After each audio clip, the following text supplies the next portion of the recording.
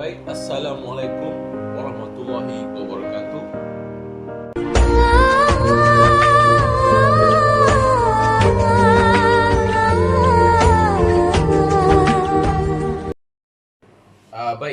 Untuk graf yang pertama, graf garis lurus yang melalui asalan dan berkecerunan positif.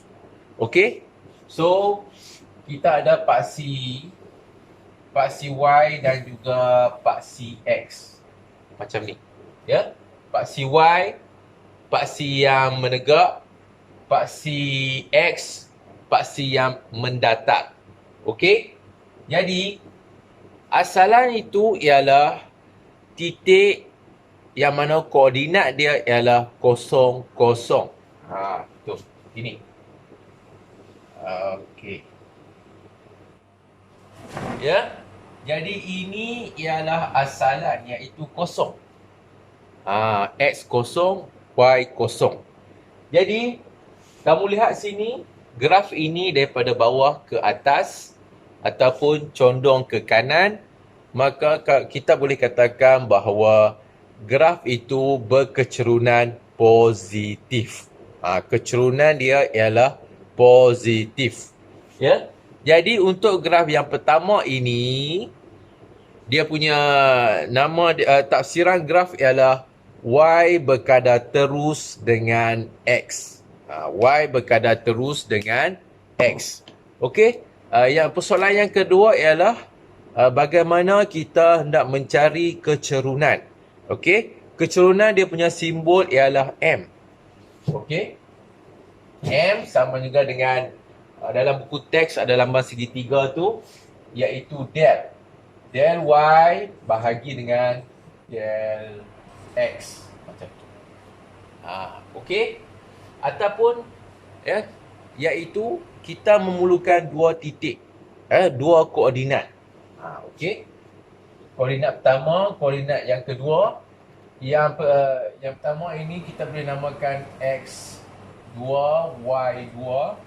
Yang ni X1, Y1. Okey? Senang saja. Y2 tolak Y1 kita bahagikan dengan hasil X2 tolak X1. Kamu boleh lihat buku teks ya. Untuk kecerunan, kalau kamu ambil mana-mana dua titik, hasil dia tetap sama. Kecerunan pada satu garis lurus ialah sama. Okey? Jadi untuk yang ni persamaan dia ialah Y sama juga dengan MX. Kenapa tiada C? Okey? Kerana garis ini terkena asalan, jadi pintasan dia ialah 0. Pintasan Y dia ialah 0. Maka Y sama juga dengan MX. M itu ialah kecerunan. Ingat ya, ini ialah graf Y berkadar terus dengan X. Okey? Baik, untuk graf yang kedua ialah garis lurus tidak melalui asalan. Maksud dia, garisan tersebut ada mengenai paksi Y dan juga mempunyai pintasan Y.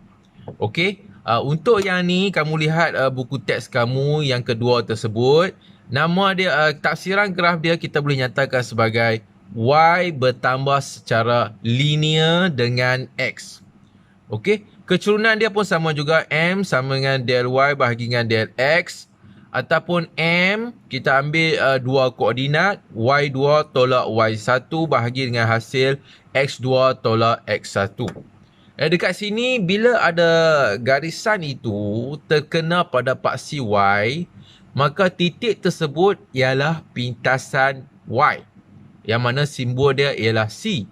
Sebab itu persamaan garis lurus tersebut ialah Y sama juga dengan MX tambah C. Okey.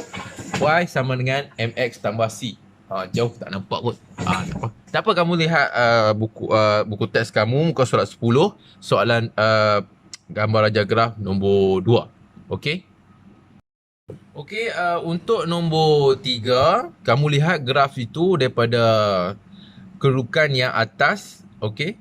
dia semakin menurun. Kalau kamu lihat ya, X dia semakin bertambah.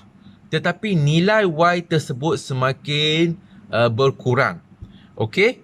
Dan juga garis lurus ini tidak melalui asalan, iaitu tidak melalui titik kosong-kosong.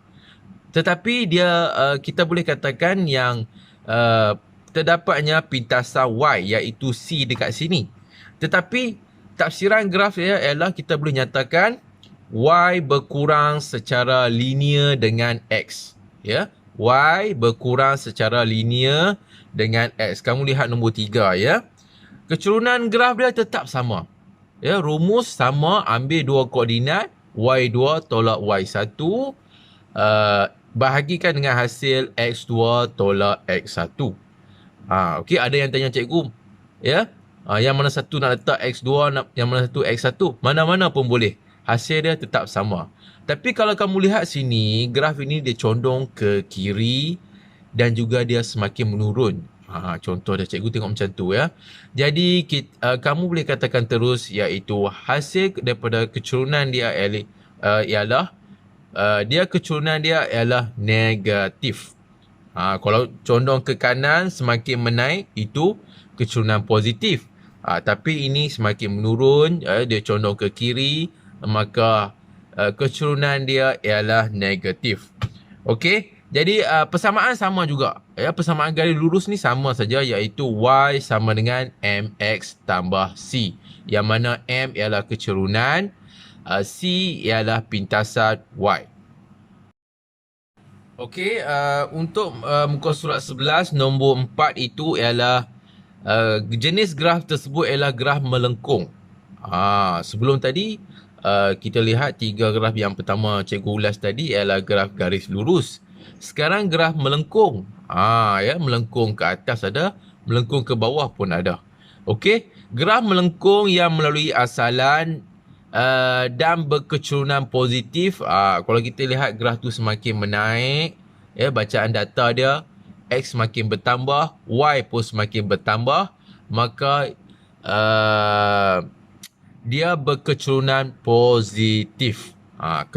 Cerun dia tu positif. Okey, tafsiran graf dia ialah Y bertambah dengan X. Bila Y bertambah, X pun bertambah. Ya, bertambah dengan X. X bertambah, Y pun bertambah. Okey. Baik. Yang nombor 5, kalau kamu lihat graf dalam buku teks kamu, ialah graf melengkung tetapi tidak melalui asalan. Dan kalau kamu lihat ya, nilai X semakin bertambah, tetapi nilai Y semakin berkurang. Maksud dia makin turun. Jadi kita boleh tafsirkan sebagai Y berkurang dengan X. Okey. Baik, yang nombor 6 ini ialah kita ada satu graf yang mana graf melengkung tetapi dia tidak mengenai paksi.